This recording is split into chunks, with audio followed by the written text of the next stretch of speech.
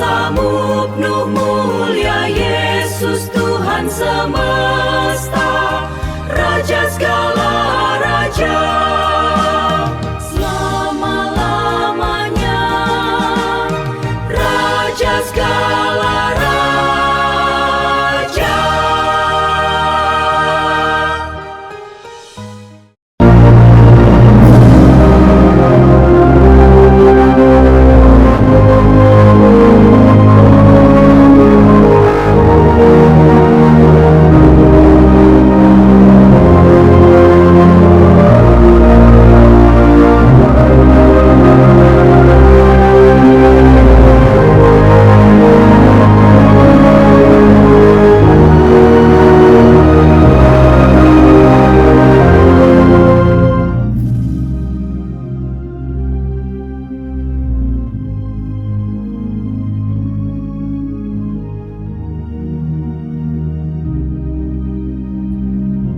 Bapa dalam kerajaan sorga, terima kasih pada hari ini kami dapat merenungkan firman Tuhan bertema dahsyatnya rahasia ilahi Yesus Kristus. Pada hari ini episode ke-7, yaitu pendoa syafaat sejati maha suci. Urapilah hambamu yang akan menyampaikan renungan dan berkatilah juga setiap orang-orang yang mendengarkannya. Berikan kami roh hikmat, pengertian, takut akan Tuhan, konsentrasi terfokus hanya kepada Tuhan Yesus Kristus, agar berkat-berkat firman Tuhan yang akan kami terima dimeteraikan kuasa Roh Kudus untuk bekerja berkarya nyata bahkan melampaui akal pikiran keterbatasan kami secara manusia.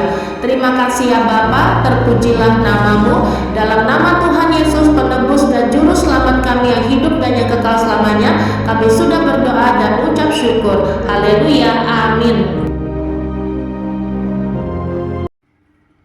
Bagian ke-7, pendoa syafaat sejati maha suci. Marilah kita mengenal Yesus Kristus sebagai pendoa syafaat sejati maha suci yang menunjukkan jati dirinya terbiasa dan menyatu dengan kehidupan doa yang benar dan suci adanya. Yesus Kristus saat berinkarnasi ke dalam dunia, ia rela tinggal di antara manusia berdosa dan dia mengambil rupa seorang hamba yang hidupnya sangatlah sederhana. Tampaknya Yesus Kristus dalam dunia tidak jauh berbeda dengan kehidupan orang-orang kecil saja, meskipun sesungguhnya dia adalah bagian dari Allah Maha Besar lagi Maha Suci. Dengan kemahasucian Allah yang terdahsyat saja, jelas tidak ada seorang pun manusia berdosa yang dapat bertahan berdiri di hadapannya. Semua manusia berdosa siapapun tidak akan sanggup, seperti tidak punya daya dan tidak punya kekuatan lagi, seperti mau mati rasanya. Perhatikanlah bagaimana Yesus Kristus yang keaslian jati dirinya seperti apa dalam kekekalan.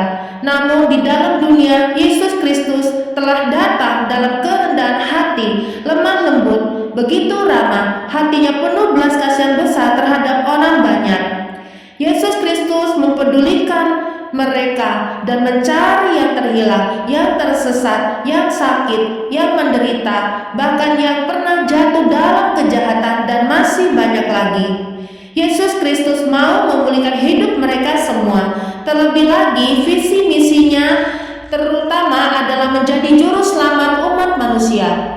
Sadar tidak, banyak orang tidak takut, tidak gelisah, tidak merasa malu atau merasa rendah diri saat berhadapan dengan Yesus Kristus dalam dunia saat itu. Bahkan anak-anak kecil senang sekali mendekat kepadanya. Yesus Kristus merangkul dan menggendong mereka bagaikan anak-anaknya yang sangat ia kasihi. Para rasul dan murid-murid lainnya yang dekat dengan Yesus Kristus seiring berjalan waktu dapat melihat gambaran Allah sejati dalam dirinya sebagai putra tunggal Allah yang dapat didekati, diajak bicara, ditanya, disentuh, dipeluk, bisa berdoa dengan Allah Bapa dan makan bersama-sama dengan sukacita dan damai sejahtera. Sadarkah kita betapa beruntungnya mereka semua yang bisa mendekati Yesus Kristus itu dan berkomunikasi dengannya dengan nyaman? Apalagi bagi mereka yang saat itu disembuhkan oleh Yesus Kristus lalu mendapatkan berkatnya yang bernilai kekal, seperti saat Tuhan Yesus Kristus berkata, "Imanmu menyelamatkan engkau." Itu salah satu contoh bagaimana Yesus Kristus tahu isi hati dan iman mereka kepadanya, dan berkat yang Dia berikan menunjukkan Dia akan mengingat mereka dalam kerajaan sorganya, meskipun saat itu kemuliaannya masih terselubung. Seiring berjalan waktu, siapakah Yesus Kristus, dibukakan rahasia ilahi yang dahsyat kepada para rasul dan murid-murid Kristus sejati yang kemudian diutus menjadi saksi-saksi Kristus, penuh Roh Kudus dan semangat memberitakan Injil keselamatan ke seluruh penjuru dunia. Mereka memenangkan sebanyak mungkin jiwa-jiwa baru bagi kemuliaan Tuhan. Sebelum memulai segala sesuatunya, Yesus Kristus selalu berdoa terlebih dahulu kepada Allah Bapa. Tuhan Yesus saat di dunia terbiasa memiliki relasi harmonis dan indah saat berdoa secara pribadi kepada Allah Bapanya, di mana ada kebiasaan baik yang Ia ajarkan bagaimana cara berdoa yang benar dan berkenan kepada Allah Bapa. Marilah saat ini kita mengenal Yesus Kristus sebagai pendoa syafaat sejati Maha Suci, yaitu pertama, doa Yesus Kristus masuk ke dalam sorga dan bertemu Allah Bapanya. Allah Bapa, Yesus Kristus dan Roh Kudus adalah Allah Maha Esa adanya, satu dan saling terkait erat tak terpisahkan dari mula dan untuk selamanya. Maka ketika Yesus Kristus sebagai manusia sejati, Ia berdoa kepada Allah Bapanya sendiri, tidak perlu perantara dan sama sekali tidak terhalang oleh apapun juga, baik oleh ruang, waktu, tempat, jarak, atau kuasa apapun juga. Inilah sifat Allah Maha Pencipta yang tidak dapat dipengaruhi atau dibatasi oleh ciptaannya sendiri. Yesus Kristus datang dan bersujud di hadapan Allah Bapanya dengan hormat dan dalam kerendahan hati. Yesus Kristus dapat berdoa dan memandang Allah Bapa muka dengan muka dengan hati yang suci dan dapat bercakap-cakap dengannya begitu dekat. Hanya Yesus Kristus satu-satunya pendoa syafaat sejati Maha Suci yang doanya bisa langsung masuk ke dalam sorga tanpa hambatan atau rintangan setitik pun juga, tetapi menyatu dalam terang Allah yang Maha Suci. Dan Yesus Kristus selalu mengingat dan mendoakan kita semua di hadapan Allah Bapa, yaitu kita semua yang telah diberikan Allah Bapa menjadi miliknya, namun bukan hanya berlaku pada masa waktu Dia masih dalam dunia saja, tetapi berlaku untuk masa-masa yang akan datang, bahkan sampai tiba kesudahan zaman nanti. Dalam kitab Ibrani pasal 9 ayat 24, sebab Kristus bukan masuk ke dalam tempat kudus buatan tangan manusia yang hanya merupakan gambaran saja dari yang sebenarnya, tetapi ke dalam sorga sendiri untuk menghadap hadirat Allah guna kepentingan kita. Kedua, Yesus Kristus sumber segala doa yang benar, kudus adanya dan berkenan kepada Allah Bapa. Tidak ada seorang pun dapat datang kepada Allah melalui doa tanpa Yesus Kristus yang menjembatani komunikasi antara umat manusia dengan Allah. Karena umat manusia itu rentan, lemah, dan terbatas, sementara Allah itu Maha Kudus lagi Maha Sempurna. Manusia biasa yang berdosa mana mungkin bisa seperti Yesus Kristus? Mana mungkin manusia berdosa saat berdoa langsung dapat masuk ke dalam surga dan bertemu Allah Bapa? Bukankah jelas kita harus mengkoreksi diri kita yang berdosa dan sadar tidak penghalang terbesar hubungan manusia dengan Allah adalah dosa. Keberdosaan itu seperti jurang maut yang menganga di depan jalan kehidupan kita. Maka hanya Yesus Kristus yang berkuasa mengampuni dosa umat manusia yang percaya kepadanya dan memulihkan hubungan umat manusia dengan Allah. Yesus Kristus telah mendoakan umat kepunyaannya. Oleh pengorbanannya kita beroleh jalan masuk kepada Allah Bapa. Dan ada kuasa Roh Kudus yang menolong setiap kelemahan dan kekurangan kita untuk dapat berkata-kata dalam doa yang selaras dengan kehendak Allah Bapa. Roh Kudus dan firman Tuhan menuntun kita untuk dilatih berdoa yang benar dan menanggalkan doa-doa yang bersifat dangkal. Yesus Kristus adalah sumber doa yang benar, kudus adanya, dan berkenan kepada Allah Bapa. Maka semua orang Kristen ketika berdoa selalu ada dalam nama Tuhan Yesus Kristus yang mampu menolong kita mengucapkan kalimat-kalimat doa yang diperkenan Allah Bapa. Hanya Tuhan Yesus yang mengetahui apa yang menyenangkan hati Allah Bapanya. Demikian juga kita dimampukan Tuhan Yesus untuk berdoa yang menyenangkan hati Allah Bapa. Ketiga, Yesus Kristus senantiasa berjaga-jaga dalam doa, tekun dan taat sepenuhnya kepada Allah Bapa. Yesus Kristus menasihati dan mengingatkan umat tebusannya untuk senantiasa berjaga-jaga dalam doa yang tekun dan penuh ucapan syukur, karena Ia tahu akan segala kelemahan kita, dan Roh Kuduslah yang akan membimbing dan melatih kita mengucapkan kalimat-kalimat doa yang berkenan kepada Allah Bapa.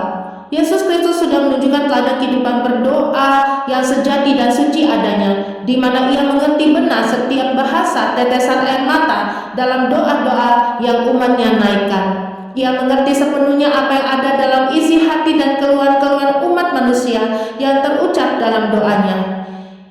Hanya Yesus Kristus yang sanggup menolong dan meluruskan langkah kehidupan umat manusia yang mungkin tersesat, hilang arah, dalam kebingungan, dalam tekanan atau masalah, apapun perkaranya. Ia paling mengerti adanya kelemahan manusia yang terperangkap dalam perkara dunia fana dan mengarahkan kehidupan kita kepada perkara yang bernilai kekal.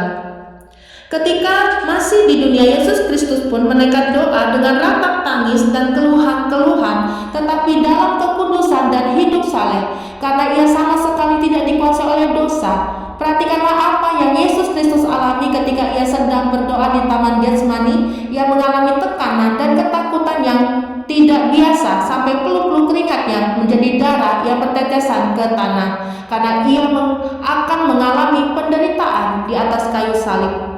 Dalam kitab Lukas pasal 22 ayat 44, ia sangat ketakutan dan makin bersungguh-sungguh berdoa. Peluknya menjadi seperti titik-titik darah yang bertetesan ke tanah. Dan ketika puncak penderitaannya di atas kayu salib, Yesus Kristus berdoa memohon pengampunan buat manusia berdosa. Dalam kitab Lukas pasal 23 ayat 34, Yesus berkata, "Ya Bapa, ampunilah mereka sebab mereka tidak tahu apa yang mereka perbuat." Dan dalam kitab Ibrani pasal 5 ayat yang ke-7, dalam hidupnya sebagai manusia, ia telah mempersembahkan doa dan permohonan dengan ratap tangis dan keluhan kepada Dia yang sanggup menyelamatkannya dari maut, dan karena kesalehannya ia telah didengarkan. Dunia dapat melakukan hal seperti itu kepada Yesus Kristus yang adalah kayu yang hidup. Apakah yang akan terjadi kepada kita yang hanyalah kayu kering ini? Lihatlah bagaimana Yesus Kristus menuntun kita, kayu yang kering ini, untuk senantiasa berjaga-jaga dalam doa. Janganlah kita menjadi terlena dan malas berdoa dengan alasan apapun juga. Tanggalkanlah semua beban yang merintangi kita untuk sungguh-sungguh beribadah kepada Tuhan. Dalam kitab Roma pasal 8 ayat 26-27, demikian juga Roh membantu kita dalam kelemahan kita, sebab kita tidak tahu bagaimana sebenarnya harus berdoa, tetapi Roh sendiri berdoa untuk kita kepada Allah dengan keluhan-keluhan yang tidak terucapkan. Dan Allah yang menyelidiki hati nurani mengetahui maksud Roh itu, yaitu bahwa Ia sesuai dengan kehendak Allah berdoa untuk orang-orang kudus. Dalam kitab Matius pasal 26 ayat 41, berjaga-jagalah dan berdoalah supaya kamu jangan jatuh ke dalam pencobaan. Roh memang penurut, tetapi daging lemah. Keempat, Yesus Kristus secara pribadi bertemu Allah Bapa dalam doa di tempat sunyi. Yesus Kristus menunjukkan kebiasaannya yang sangat baik, yaitu Ia terbiasa bangun pagi-pagi sekali, dan sebelum memulai segala sesuatu, hal pertama yang Ia lakukan adalah berdoa kepada Allah Bapanya. Ia mencari tempat yang sunyi dan menyendiri, sehingga dapat menikmati kehidupan doa pribadi yang terjalin erat, intim, dan indah dengan Allah Bapanya. Demikian juga ketika hari menjelang malam dan setelah segala pekerjaan pelayanan dan kegiatan sepanjang satu harian, Yesus Kristus pun terbiasa mencari tempat yang sunyi, menyendiri untuk berdoa kepada Allah Bapanya. Momen yang berharga dalam doa salah satunya ketika Yesus Kristus berdoa semalam-malaman kepada Allah Bapa untuk memilih di antara murid-muridnya sebanyak 12 orang yang akan menjadi rasul-rasul Kristus. karena di masa depan para rasul dan murid-murid Kristus akan diutus untuk memberitakan Injil keselamatan sampai ke seluruh penjuru dunia. Yesus Kristus rela bertekuk lutut di hadapan Allah Bapa dalam doa semalam-malaman, rela mengalami letih dan lelah secara manusia, tetapi manusia rohanianya luar biasa segar, sehat, kuat, dan kokoh. Dalam kitab Lukas pasal 6 ayat 12, pada waktu itu pergilah Yesus ke bukit untuk berdoa dan semalam-malaman ia berdoa kepada Allah. Terlihat jelas bagaimana kebiasaan berdoa secara pribadi yang Yesus Kristus telah ajarkan menjadi bekal rohaniah yang luar biasa bagi kita semua. Tuhan Yesus mau supaya kehidupan doa kita terbangun dengan sehat, segar, kuat, berkomitmen, dan dilandasi pemahaman kebenaran firman Tuhan. Kita harus siap berlatih memiliki kebiasaan berdoa seperti yang Tuhan Yesus lakukan, yaitu mengutamakan kehendak mulia Allah Bapa. Dalam kitab Markus pasal 1 ayat 35, pagi-pagi benar, waktu hari masih gelap, ia bangun dan pergi keluar. Ia pergi ke tempat yang sunyi dan berdoa di sana. Dalam kitab Lukas pasal 5 ayat 16, akan tetapi ia mengundurkan diri ke tempat-tempat yang sunyi dan berdoa. Kelima, Yesus Kristus dipermuliakan Allah Bapa. Yesus Kristus memuliakan Allah Bapa dan kita dimuliakan dalam Yesus Kristus. Yesus Kristus tahu benar dari mana ia datang dan kemana ia akan pergi dan menyelesaikan tugas mulianya dengan sempurna. Barulah ia kembali lagi kepada Allah Bapa di sorga. Perhatikanlah dalam kitab Yohanes pasal 17, judul perikopnya doa Yesus untuk murid-muridnya. Ini adalah doa perpisahan dengan murid-muridnya karena ia akan segera menyelesaikan tugas mulianya sebagai juru selamat umat manusia, yaitu ia akan ditangkap, diadili, dihukum mati di atas kayu salib sesuai nubuatan kitab para nabi, dan terutama ketaatan penuh Yesus Kristus sebagai korban sempurna penebus hidup umat manusia, yaitu Yesus Kristus mencurahkan darahnya yang kudus saat mati di salib di bukit Golgota. Doa perpisahan ini ditujukan ketika nanti setelah Yesus Kristus menyelesaikan dengan sempurna karya keselamatan, permohonan doa Yesus Kristus kepada Allah Bapa menjadi nyata. Dalam doa Yesus Kristus untuk murid-muridnya ini mencakup: pertama, memohon kepada Allah Bapa untuk mengembalikan kemuliaan yang semula dalam kekekalan sebagai Allah pribadi kedua sebelum dunia ada. Yesus Kristus dipermuliakan Allah Bapa dan Yesus Kristus mempermuliakan Allah Bapanya. Kedua, memohon perlindungan pemeliharaan murid-muridnya yang telah dipilihnya untuk dikasihi, dilindungi, dan dikuduskannya dari gelapnya dunia, agar mereka tidak tersesat dan terjebak oleh tipu daya iblis atau setan dan ajaran-ajaran menyimpang dari kebenaran Allah. Semua orang percaya yang diperkenan oleh Tuhan Yesus bukan hanya pada masa itu saja, tetapi berlaku bagi kita semua sebagai murid-murid Kristus sejati pada masa sekarang dan mereka yang akan terpilih pada masa-masa yang akan datang. Setiap kita menemukan dan memperoleh sukacita sejati yang mengandung keselamatan kekal hanyalah dalam Yesus Kristus. Ketiga, Yesus Kristus memohon kesatuan semua umat kepunyaannya yang ditampung, dididik, dikasihi Tuhan Yesus dalam wadah gereja-gereja interdenominasi yang diperkenannya. Dalam kitab Yohanes pasal 17 ayat 1 dan 2, demikianlah kata Yesus, lalu ia menengadah ke langit dan berkata, Bapa, telah tiba saatnya, permuliakanlah anakmu supaya anakmu mempermuliakan engkau, sama seperti engkau telah memberikan kepadanya kuasa atas segala yang hidup. Demikian pula ia akan memberikan hidup yang kekal kepada semua yang telah engkau berikan kepadanya. Dalam kitab Yohanes pasal 14 ayat 13 dan 14, dan apa juga yang kamu minta dalam namaku, aku akan melakukannya, supaya Bapa dipermuliakan di dalam anak. Jika kamu meminta sesuatu kepadaku dalam namaku, aku akan melakukannya. Demikianlah renungan firman Tuhan pada hari ini. Marilah kita bersatu di dalam doa. Bapa dalam kerajaan sorga, terima kasih buat renungan firman Tuhan pada hari ini. Kami boleh belajar meneladani Tuhan Yesus sebagai pendoa syafaat sejati maha suci yang membangun hubungan yang erat, intim, dan indah dengan Allah Bapa melalui kehidupan doa yang bukan doa biasa tetapi doa syafaat.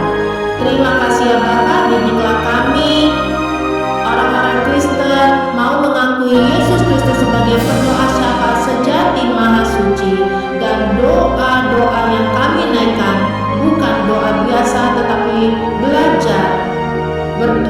dalam doa-doa syafaat seperti Yesus Kristus. Terima kasih.